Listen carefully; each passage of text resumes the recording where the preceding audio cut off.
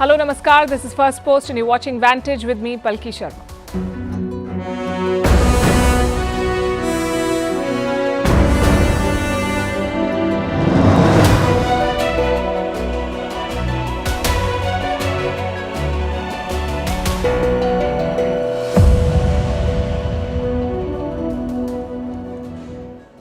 Our lead story tonight is from the UAE. It saw history in the making today, the inauguration of the biggest Hindu temple in West Asia. The images and the messaging were powerful. We'll bring you all of it and break it down for you. Also focus on the other major engagements today. In Pakistan, they finally have the blueprint for a government, but for the army, the threat called Imran Khan still looms. In Indonesia, a celebration of democracy. Voting day was like a festival. We'll tell you who is celebrating victory. In Europe, the desperation is becoming evident. Second anniversary of the Ukraine war and failing Western response.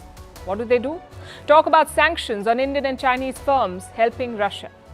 In the US, the first such impeachment in 150 years. Biden's top border security official faces fire. Australia versus America over Julian Assange, the WikiLeaks founder. We'll explain that. How the Super Bowl became the most watched TV event after the moon landing in America. How Mark Zuckerberg took down Apple's VR headset. And how the business of love and hate works. It's a Valentine's Day special. All this and more coming up. The headlines first. Israel launches a series of airstrikes on Lebanon, stoking fears of a war between the two countries. The strikes came hours after rocket fire from Lebanon hit northern Israel. In recent months, Israel and Lebanon have frequently traded cross-border fire. Turkish President Recep Tayyip Erdogan in Cairo, his first visit to Egypt in more than a decade, signaling a major thaw in ties between the regional heavyweights. In 2013, Egypt and Turkey severed relations with each other when Cairo ousted its president Mohamed Morsi, an ally of Ankara. Maldives targets India again, deporting 43 Indians for alleged drug offences and visa violations. More than 100 other foreign nationals have also been deported. President Muizzu's anti-India stance has soured ties between the neighbours. The amusement park fire in Sweden enters its third day. On Monday, a fire erupted at a water park in Gothenburg. This is Sweden's biggest amusement park. Fears of building collapse have hindered firefighting efforts. And will France make abortion a constitutional right? Senators say they're open to it ahead of a key vote. Since 1974, abortion has been legal in France. Last year, President Macron pledged to make it a constitutional right.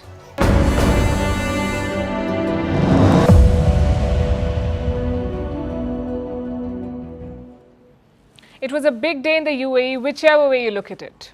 Political, civilizational, religious, geopolitical, all of it rolled into one. Today, Prime Minister Narendra Modi inaugurated a Hindu temple in Abu Dhabi, a massive structure rising from the desert. It's called the BAPS Hindu Mandir. It's the largest Hindu temple in West Asia. A huge crowd had gathered to welcome the Prime Minister. He inaugurated the temple, he took part in the prayers and was given a tour of the entire complex. Take a look.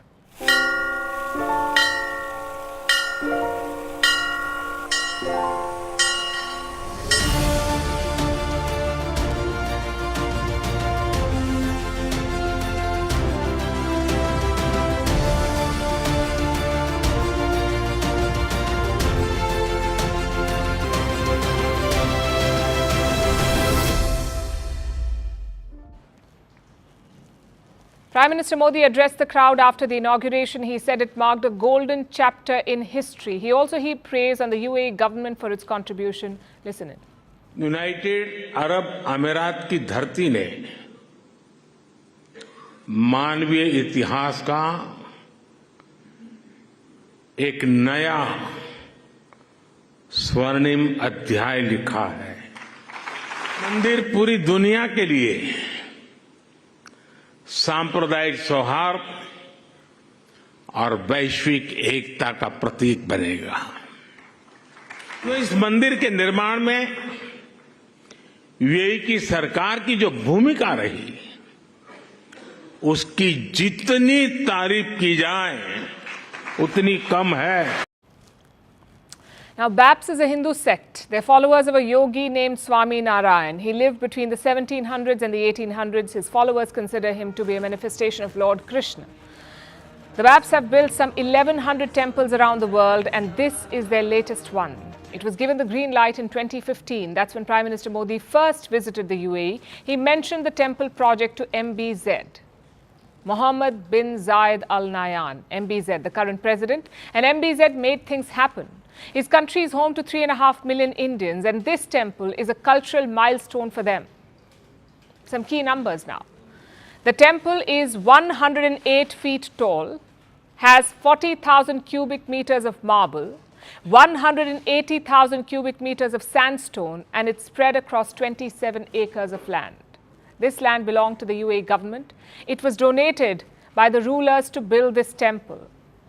As you can see, the design is purely Indian. But there is a nod to the UAE. There are 7 spires in this temple complex. They represent the UAE's 7 Emirates, United Arab Emirates, that's what they're called. It was a massive challenge to complete this project. All the sandstones were crafted in India. Then they were taken to Abu Dhabi. So you can imagine the work involved. Now let's talk budget. Reports say the temple cost around 700 crore Indian rupees. That's 84 million US dollars. And where did this money come from? Donations around the world. I know these numbers are truly impressive. So is the temple itself. But the symbolism is much more. The UAE is one of the most important countries in the Muslim world. It's a key ally of Saudi Arabia. For them to permit a Hindu temple is massive, and that too of this size. Dubai does have a couple of Hindu temples, but this one in Abu Dhabi is just huge. It's a structure that unites 2 civilizations, and that was today's showpiece event, the temple inauguration. But it wasn't the only one. Prime Minister Modi also had other engagements. First, he virtually launched Bharat Mart. Think of it as a one-stop destination for all things Indian. Consumer goods, perishable items like food, heavy machinery, everything will be sold under one roof. Obviously, a big roof. The project will cover 100,000 square meters. It is being built in Dubai's Jebel Ali Free Zone. There will be malls, warehouses, and hospitality units. What's the idea behind this move? For starters, China has their own mart in Dubai. It's called Dragon Mart. It's almost 1.2 kilometers long. It's the biggest Chinese retail hub outside the mainland, outside China. So India wants a foothold too. Plus, it will diversify bilateral trade. Right now, most of the India-UAE trade is just oil, but Modi and MBZ want to change that. Their target is $100 billion in bilateral trade, and for that, you need to diversify. Enter Bharat Mart. You'll have to wait though. The project is still under construction. It will be operational by 2025. Prime Minister Modi also had a big speech lined up today. He was guest of honor at the World Government Summit in Dubai. It was a timely gathering. After the pandemic, people across the world have lost trust in governments. Also, this year is the year of elections. So a good time to talk about governments. Prime Minister Modi outlined his ideas on the topic, both in the domestic and international context.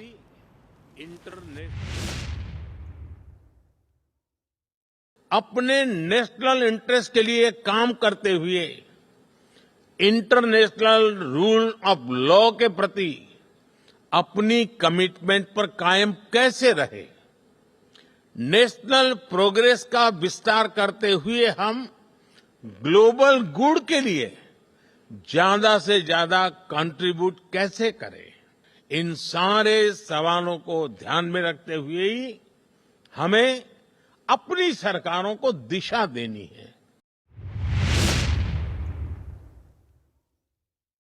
मैं मानता हूं कि सरकार का अभाव भी नहीं होना चाहिए और सरकार का दबाव भी नहीं होना चाहिए, बल्कि मैं तो ये मानता हूं कि लोगों की जिंदगी में सरकार का दखल कम से कम हो। इन 23 वर्षों में सरकार में मेरा सबसे बड़ा सिद्धांत रहा है minimum government, maximum governance. There's a message to everyone there. First is balancing national interest and international rules. I hope China is taking note there. The second is about minimum government. It was Modi's pitch back in 2014. It was one of the slogans that brought him to power. The Prime Minister also highlighted what kind of governments the world needs: inclusive, and corruption-free ones. आज विश्व को ऐसी सरकारों की जरूरत है जो inclusive हो, जो सबको साथ लेकर चले। आज विश्व को ऐसी सरकारों की जरूरत है जो क्लीन हो, जो करप्शन से दूर हो, जो ट्रांसपेरेंट हो। So that wraps up Modi's UAE visit. It was his 7th trip to the country, also a fruitful one. Some key agreements were signed yesterday. We told you about them. The Indian diaspora also came out in large numbers. Then today we had the main event, a Hindu temple in the deserts of the UAE. Many would say mission impossible has happened today. But the trip is not over yet. Prime Minister Modi's next stop is Qatar. He is expected to take off in a short while from now, and there different challenges await. We'll be tracking all the developments over the next few hours. To Pakistan now, where the wait is finally over. The Sharifs and the Bhuttos have struck a deal. Pakistan will get a coalition government, and this alliance is not on solid ground. A lot has changed in the last 24 hours. The original plan was to get Nawaz Sharif back in power and on the Prime Minister's chair. But that's not happening anymore. Nawaz Sharif will not be Prime Minister. Instead, he is nominating his brother, Shehbaz Sharif. Shehbaz Sharif is now the consensus candidate. He will get support from the Bhuttos, but only from the outside. And what's in it for the Bhuttos? The presidency. Asif Ali Zardari could become the next president of Pakistan. He'll have support from the Sharifs. It's a textbook case of quid pro quo. Shehbaz Sharif gets votes from the Bhuttos to become Prime Minister. In exchange, the Sharifs support Asif Ali Zardari for the presidency. Both sides appeared before the press last night and they announced this alliance. जी हमारी ये जो इत्तेहादी जमातें हैं उन्होंने उनकी मैं तहे दिल से शुक्रगुजार हूँ। उन्होंने PMLN के हक में वोट देने का फैसला किया है। मैं उनका बहुत शुक्रगुजार। हम आपस में मिल बैठ के हुकूमत बनाएंगे। इंशाअल्लाह पाकिस्तान को मुश्किलों से निकालेंगे और अल्लाह ने चाहा तो हर वो मुश्किल जो हमें पाकिस्तान में पेश आ रही है, चाहे इकोनॉमिकल हो, चाहे टेररिज्म हो या रिकन्सिलिएशन भी करनी है और रिकन्सिलिएशन में PTI भी शामिल है। So the coalition is in place. It has leaders from 6 parties, including independents from Imran Khan's party. Yes, some of them have already switched sides and joined Nawaz Sharif's camp. The Pakistan Muslim League Nawaz, that's the party. So how do the numbers stack up? For that, we'll have to wait for the vote in Pakistan's parliament. But the Sharifs are confident. They say they have the numbers. They're also forming a government in the Punjab province, an old stronghold of the Sharifs. In Punjab, Maryam Nawaz will lead the government. She is the daughter of Nawaz Sharif. She'll become the chief minister.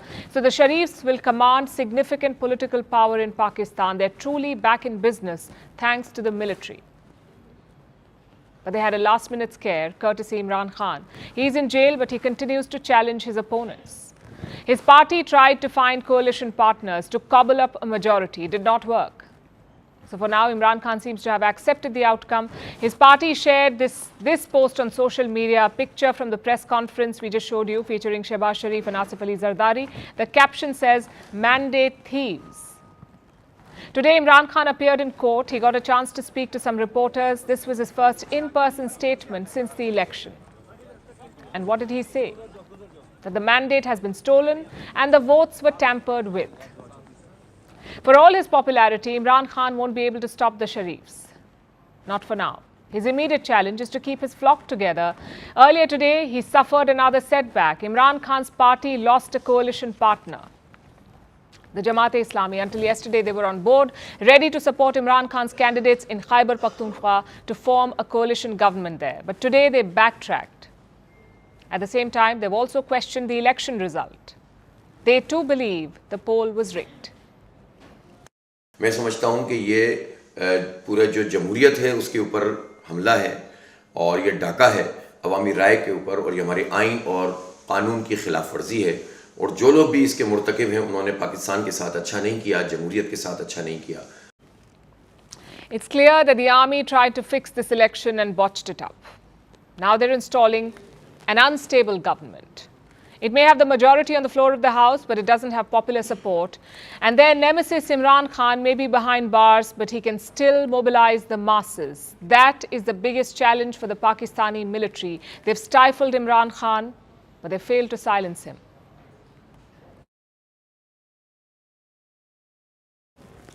From one election to another, let's talk about Indonesia. The world's fourth largest country went to polls today. They conducted the world's biggest single-day election. Voting began at 7 a.m. local time, closed at 1 p.m. and the vote tallying began soon after. There were no questionable delays like in Pakistan. Indonesia did it right. They celebrated democracy today. The government had declared a national holiday today to encourage a high voter turnout. In the last election in 2019, the turnout was more than 80%. This time, it may be higher. Indonesians, both young and old, flocked to the polls. It was a festive atmosphere. This is despite the rain threatening to play spoilsport. Parts of the capital, Jakarta, were submerged. People had to wade through knee-deep water in some places. Voters and election workers faced issues, but most of them still made their way, sometimes to unique election booths, decked up because of the other important event today, Valentine's Day. I myself am comfortable and happy at how unique this polling station is. It's different than anything I've seen. And it's just wow. It makes voting fun because I can vote while celebrating Valentine's Day. When we finished voting, we received these, which we've never gotten in the past few elections. But we got it here at the polling station. We've exercised our voting rights and we've voted as a form of loving our state representatives. That voting booth in Bali was a crowd puller and highlights the festive spirit in the air. But what about the final result? Who came out ahead after this day of celebration? Unofficially, it's this pair, Prabowo Subianto and Gibran Rakabuming Raka, Indonesia's defense minister and President Joko Widodo's son. Exit polls say they won by a landslide today. They were the front runners in this election, but they may have done even better than expected. Polls say that they won about 60% of the vote. Only 50% is needed for an outright first-round victory. They may have got 60%, so the Prabowo-Gibran pair may be through already. All counts, all pollsters, including other candidates' pollsters, showed figures that Prabowo-Gibran won in one round. The official results are still due. Indonesia's election authority has until late March to release them, but we'll get a string of provisional results before that. They may not change the fortunes of the presidential candidates, but they will be crucial for the other races. You see, Indonesia held a general election today. The presidency was not the only thing on the ballot. Indonesians also picked their parliamentary and regional representatives. Those results have also started trickling in, and it will take a few days before the country's government is finalized. But today is all about Prabowo and Gibran. Prabowo is inches away from the presidency, from the position that he lost twice, and he lost to his running mate's father, the current president. As for Gibran, he becomes Indonesia's youngest vice president ever. He also continues his father's political legacy. Joko Widodo may be leaving office, but his influence and his policies will remain. That was the platform Prabowo and Gibran ran on. More of the same, that's what they promised. Indonesia has seen tremendous economic growth over the past decade. The people expect that to continue. The incoming leaders will have a lot to live up to. We hope they can deliver.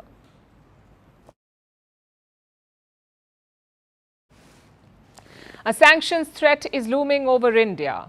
From whom? The European Union. Their complaint remains the same as before, that Indian firms are helping Russia. Let me explain.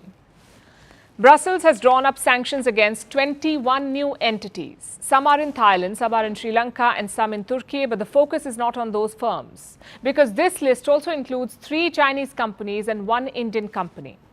And why is that important?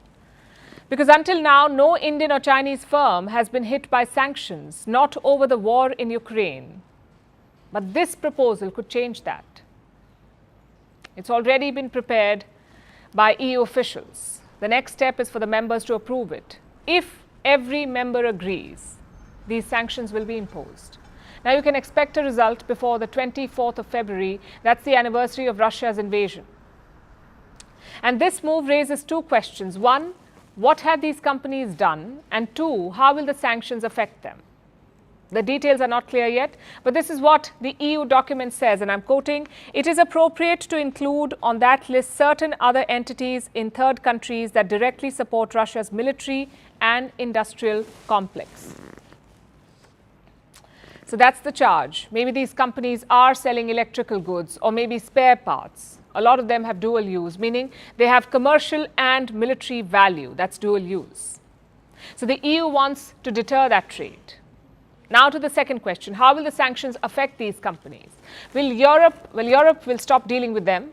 No trade, no exchanges, no market access. It could be a big blow to these firms. India hasn't officially reacted to the news, but we understand that New Delhi is studying these reports. They're also seeking clarity. European officials are visiting India next week for the Raisina dialogue organized by the Ministry of External Affairs, and chances are that this issue will be raised there. But let's look at the big picture here. What is Europe's policy against Russia? It's very confusing because they still buy stuff from Russia, and a lot of it. In 2023, Russian exports to the EU were worth $85 billion. Russian exports to the European Union, $85 billion. I know what Brussels will say. The trade is 68% down compared to 2022, which is fair. The EU is trying to cut it down. But look at India's trade with Russia. The total is worth just $50 billion. Now, do you see the difference? 85 billion imports versus 50 billion total. Yet somehow, India is helping the Russian war machine. We've heard of boy math and girl math. Well, this is Euro math for you. I've got more examples. Europe is now buying a lot of refined oil products from India. It was 111,000 barrels in 2022. It's now 231,000 barrels. That's a 115% rise in imports. Now you may think, what's wrong with that? They're not buying from Russia. They're buying from India. Well, think again. India gets almost 40% of its crude oil from Russia. It is refined here, converted into different products, and then exported to the world. So chances are Europe's imports from India have Russian crude in them. What has Brussels done about that? Nothing so far. I guess it's all fair when oil is involved or gas. Russia still makes up 15% of Europe's gas imports. That's pipeline gas plus LNG. EU ports also help resell some of this. Yet somehow India is the one that's helping Russia. The double standard is quite evident. Let's call these sanctions what they really are, an attempt to hide Europe's own failures. There are some 19,000 sanctions on Russia, 19,000. Virtually every industry in Russia has been hit. Yet, the Russian economy is growing. Their GDP was 3.6% up last year. That's higher than countries like Germany and Britain. Plus, the war is not going anywhere. Military aid is stuck in the US Congress. President Zelensky is at odds with his army. The top general has already been fired and the battlefield is frozen. So what you're seeing is desperation. The attempt to do something on the war's second anniversary. That's what this is about, but it could backfire. Both China and India are key markets. The India-EU trade is $135 billion. The China-EU trade is almost $1 trillion. Does Brussels want to upset that equation? We'll find out in the coming days.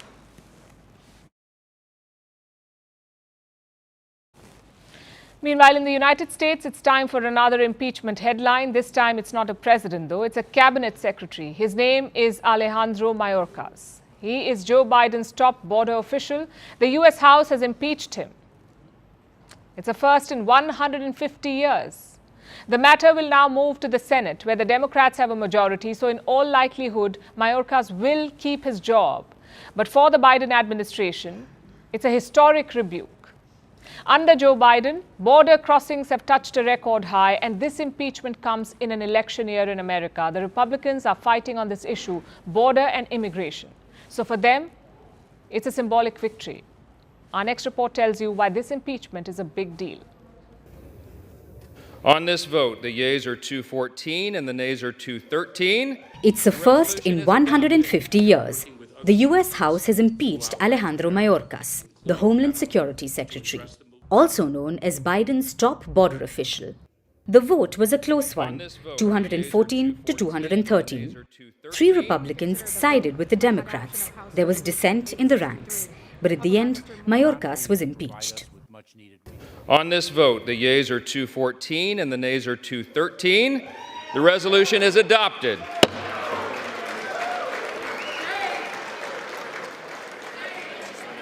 Pursuant to Section 2A of House Resolution 996, House Resolution 995 is hereby adopted.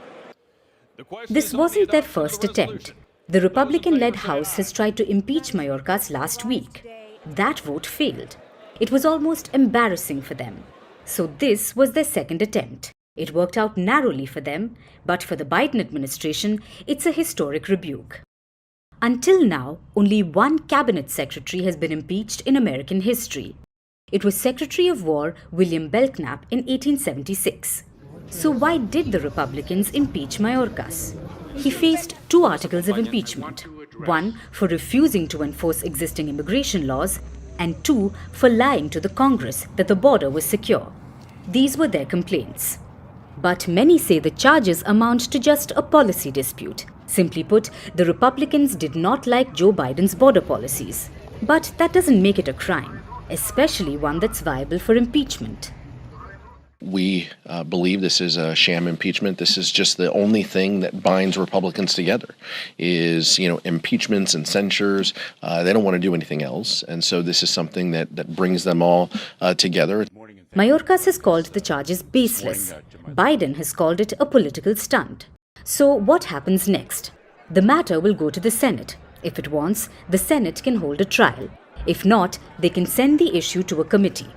Either way, a conviction is unlikely. It needs a 2/3 majority in the Senate, but the Senate is led by the Democrats. So Mayorkas is likely to keep his job. Which brings us to the question, why did the Republicans do it then? The impeachment is less about removing him and more about sending a message. It's an election year in America. Immigration and border policy are top issues, and the Republicans want to show that they care. It comes at a time when border crossings are at a record high.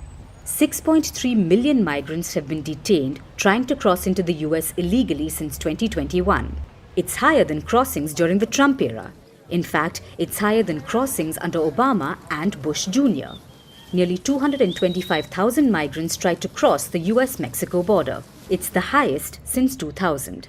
The Republicans want to make it an election issue. The immigration issue is a crucial one for Trump. It's what he's based his campaign on.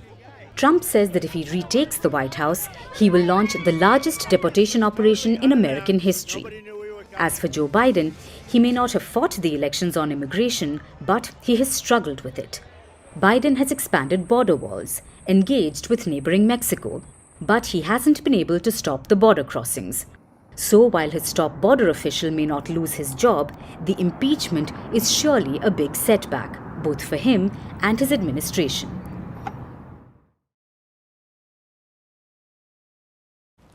In Australia, MPs held a vote today. A vote to call for the return of Julian Assange, an Australian citizen and the man behind WikiLeaks. You may remember him. For those who don't, here's a primer.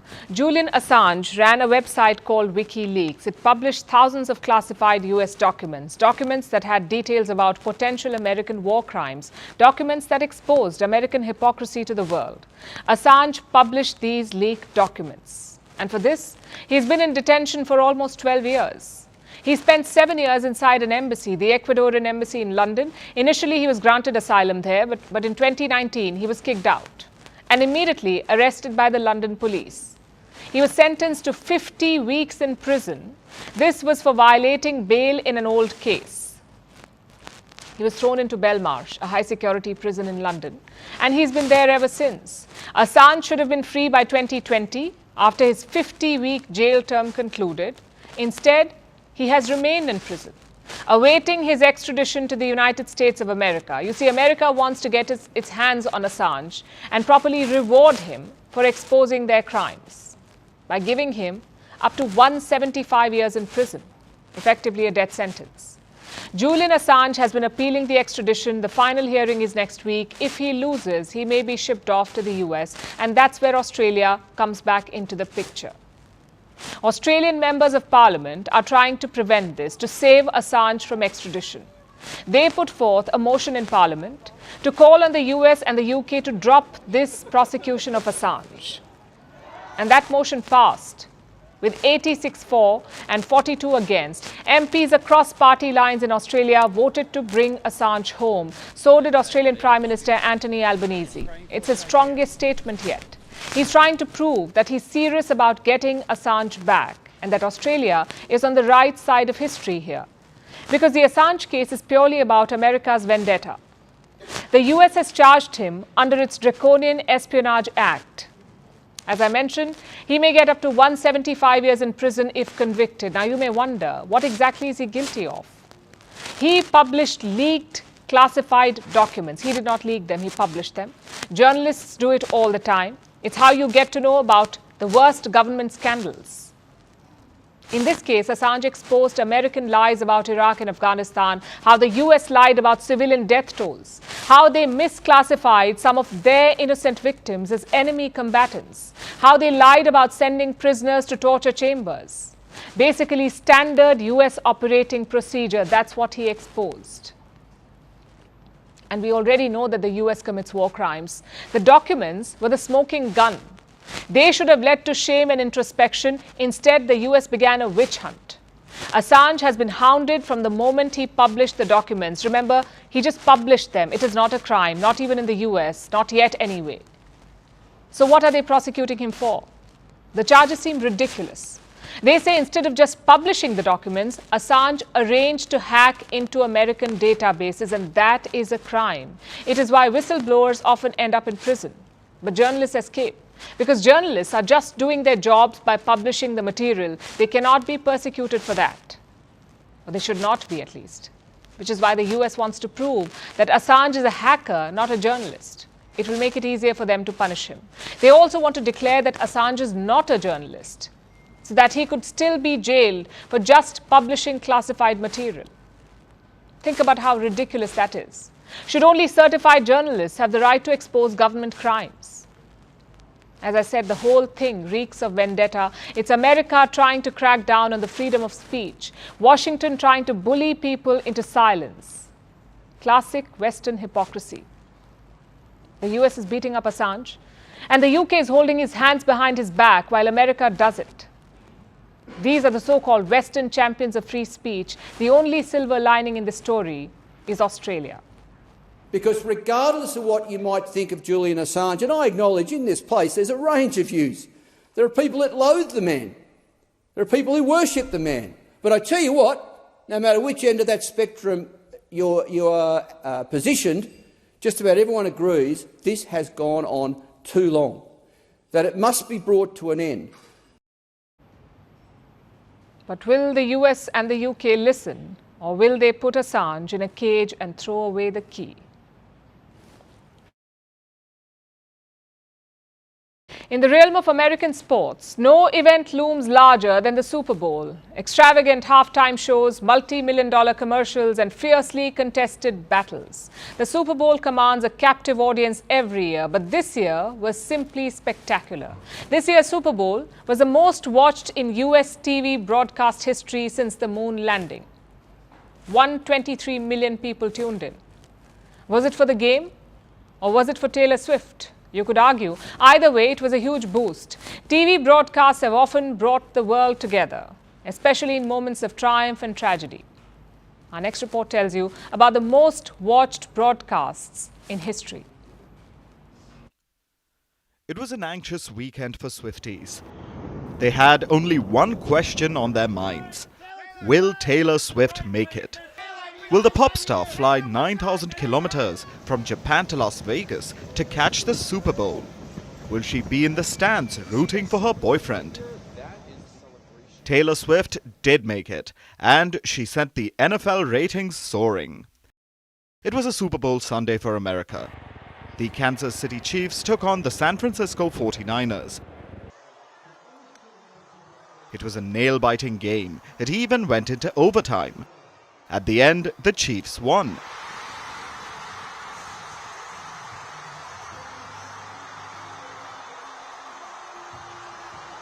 Tight end Travis Kelce and Taylor Swift took over our social media.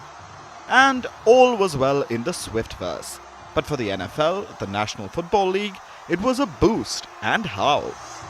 Super Bowls have been an American tradition. The games make headlines, but so do the halftime shows. Then there are the ads. This year, Super Bowl ads sold for $7 million per ad. So, Super Bowls are popular. But, like the economies Taylor Swift lifted globally, her presence made the Super Bowl a little more special. 123 million tuned in to watch it.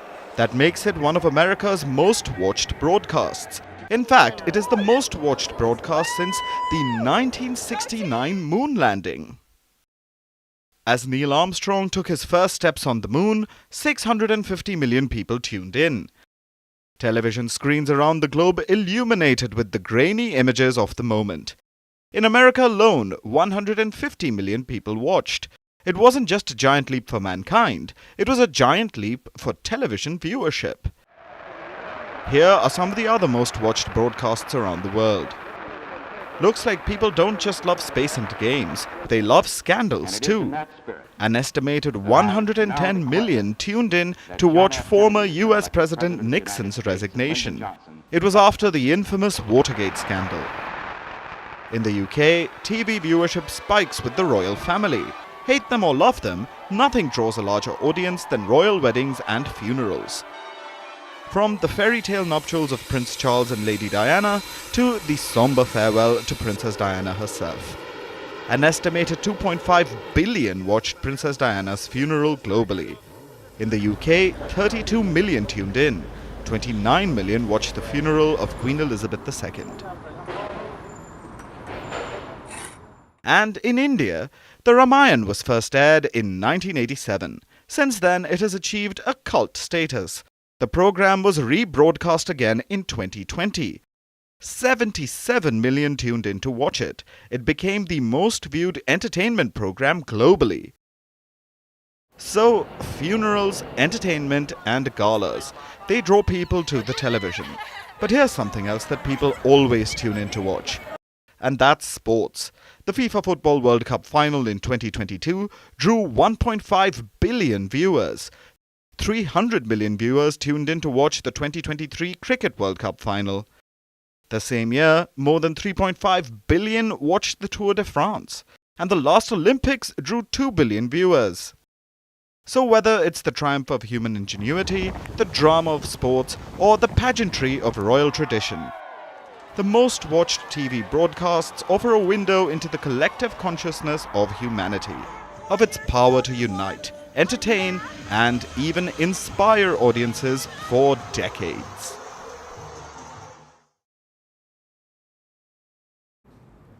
Tech reviewers beware, because a new Inspector Gadget is on the prowl. His name is Mark Zuckerberg, full-time CEO of Meta, part-time reviewer of rival gadgets. His first victim was this, Apple's new virtual reality headset. I'm sure you've seen it on the internet. It's called the Vision Pro. Now, Zuckerberg's company already has a VR headset. It's called the Meta Quest. So the Vision Pro is a direct challenger. It could take away Meta's market. After all, Apple is a bona fide maker of gadgets. Meta is more of a social media company. So guess what Zuckerberg did? He decided to review the Apple Vision Pro, and his impression? Apparently, nothing is good. I don't just think that Quest is the better value. I think that Quest is the better product, period. And, you know, the different companies made different design decisions for the headsets. They have different strengths. But overall, Quest is better for the vast majority of things that people use mixed reality for. You know, I think it's just a lot more comfortable. We designed it to weigh 120 grams less, which makes a really big difference on your face. There's no wires that get in the way when you move around. It's a big deal. Our field of view is wider, and I found our screen to be brighter also. I also noticed that Apple's headset has this motion blur as you move around, which Quest is just a lot crisper. Now, Apple's screen does have a higher resolution, and that's really nice. But I was surprised by how many trade-offs they had to make to the quality of the device and the comfort and ergonomics and other aspects of the display and artifacts in order to get to that. There is conflict of interest, and then there is that. Zuckerberg had very few good things to say about Apple's product. He said the screen is good. He also said the eye tracking feature is good, and the rest, not so good. He says his headset is much better than Apple's, and that is a bold claim. Look at the price difference between the two. Meta's headset costs $499 and Apple's $3,499. So the Vision Pro costs $3,000 more, which is 2.5 lakh Indian rupees. Forget virtual reality. Think of what that money can do in actual reality. The price difference is huge. And Zuckerberg says his device is better. Why is that? Let me point out the obvious here. Meta has invested $36 billion into the VR business. So here's a wild idea. Maybe Zuckerberg is protecting his market. It's an interesting strategy, though. You don't see such emotional or personal statements from him. Not unless he's at the US Congress, because then, of course, it's apology time. Sorry for stealing your data, sorry for hurting your children, and sorry for amplifying hate speech. Basically apologizing for a normal day at Meta. But this time, Zuckerberg is being proactive. He's trashing Apple's product on social media. What's more, he recorded that whole thing on his VR headset. So criticism and promotion rolled into one. It looks like Zuckerberg 2.0. Last year, he launched a rival to Twitter. He called it Threads. The app itself is now hanging by a thread, but that's not our focus. Our focus is on Elon Musk's reaction to it. He suggested that this app was a copycat. He also said Zuckerberg was a weak character.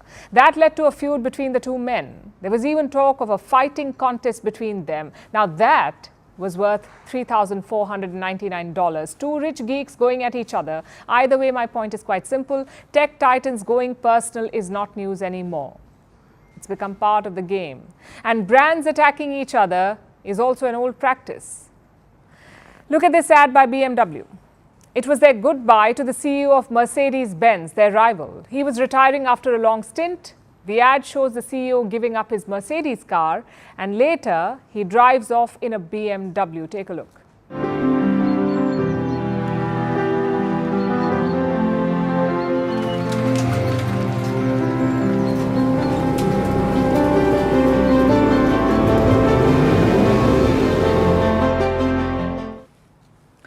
Food wars are even feistier.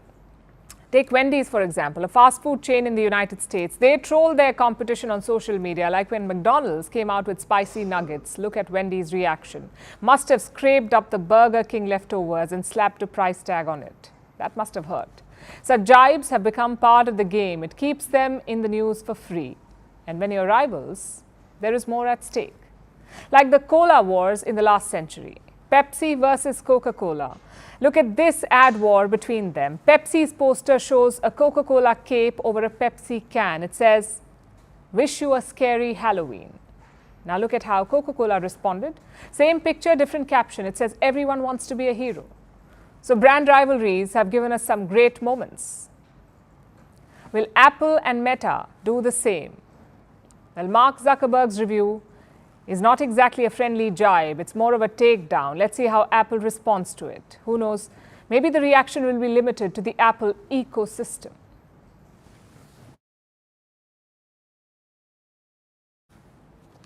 Our next story comes from Turkey, where a massive landslide buried a gold mine yesterday. You have to see it to believe it. The pictures are very dramatic. This was one of Turkey's largest mines. Now, 9 workers are missing, still trapped in the cyanide-laced soil. Yes, the deadly chemical cyanide. It is used in gold extraction. But that's not the only concern here. The gold mine is located just 300 meters away from a major river. If the chemical leaks into the river, it could trigger a terrible environmental disaster. Can Turkey win this race against time? Our next report tells you. Located in the Erzincan province, more than 600 kilometers east of Ankara, this is the Kopler mine. It's a gold mine, one of Turkey's largest, and it employs 667 people. On Tuesday, severe harm came upon them. A landslide swept across the valley. 10 million cubic meters of earth suddenly fell from a gully onto the Kopler mine site and rolled over the open pit. Many workers escaped, but the landslide trapped 9 workers. 5 of the trapped workers are stuck in a container, 3 in a vehicle and 1 in a truck. All 9 are still missing. 1,700 search personnel have been deployed, including hundreds of mine rescuers, the police and the military, while the search continues. But so far, there's no trace of the missing. Former Prime Minister Binali Yildirim visited the mine. This is what he said. Although an extraordinary effort has been made in a race against time, it's useful to say that the conditions are not on our side considering the magnitude of the incident. It is indeed a race against time. You see, gold extraction uses an array of dangerous chemicals, including cyanide. It's a deadly chemical. It interferes with the body's ability to use oxygen. So for starters, miners are stuck in cyanide-laced soil. Rescuers are searching through it. There's another concern here. There are fears of an environmental disaster. A river flows nearby the mining site, the Euphrates River. It flows into Syria and Iraq. If the dangerous chemicals leak from the site and poison the river, they can create a terrible environmental disaster. Which is why the gold mine has been a cause for concern for years now. There have been repeated warnings. People have been calling for the mine to be closed. They say it's close to a river and sits on an active fault line. Torrential rainfall, earthquakes, or even a pipe burst could trigger a chemical disaster. And Turkey saw this in 2020. A pipe burst in the mine leaked cyanide into the river. The mine was closed down, but reopened just 2 years later, simply because the gold mine is lucrative. It produced 1,609 kilograms of gold in the third quarter of last year. After yesterday's disaster, the mine has suspended its production once again. Drainage pipes running to the river Euphrates have been sealed off, and 4 people have been arrested. An investigation is underway. But for the people of Turkey, this is not enough. Now the government is under immense pressure to shut down the mine. But if a cyanide-laced landslide and 9 missing workers don't force its hand, it's difficult to say what will.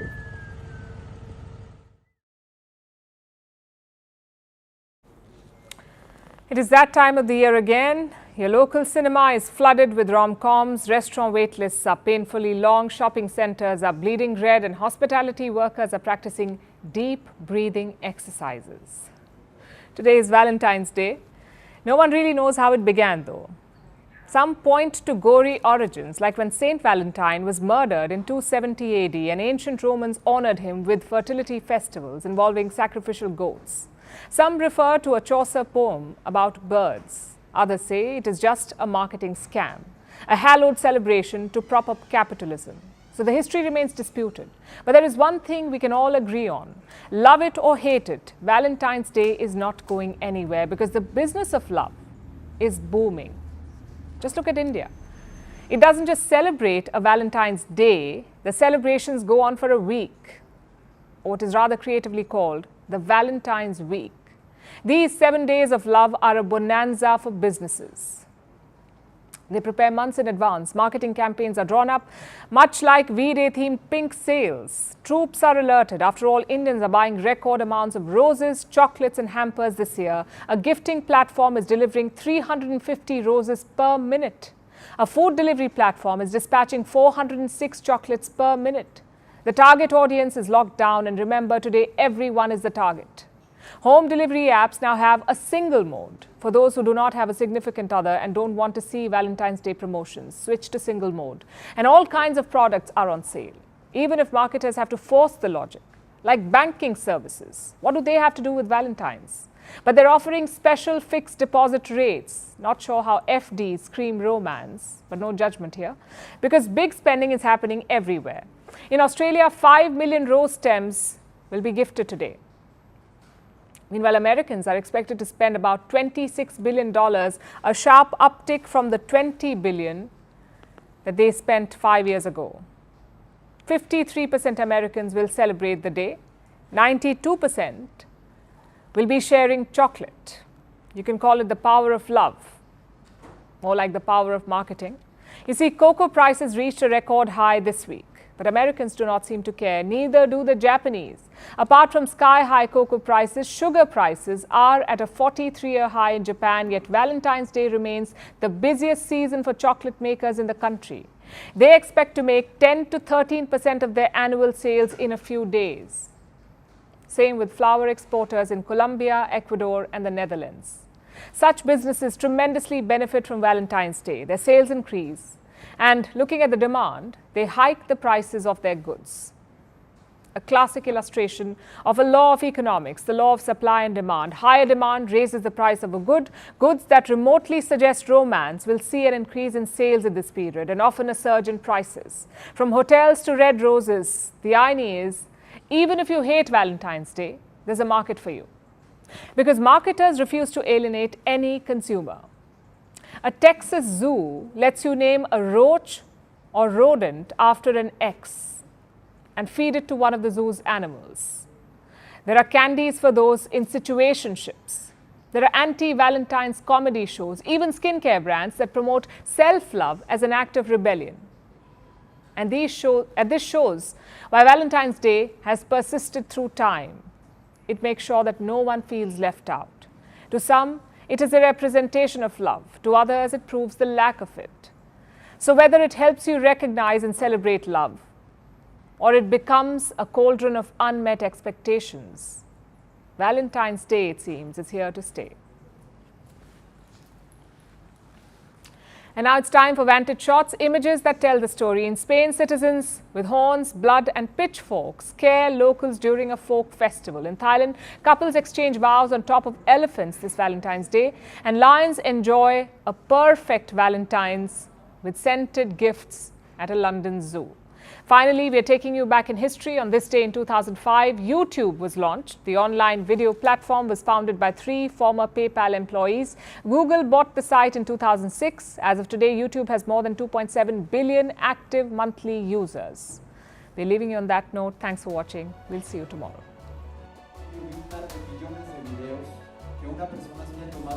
I'm excited and proud to announce that YouTube has arrived in Mexico.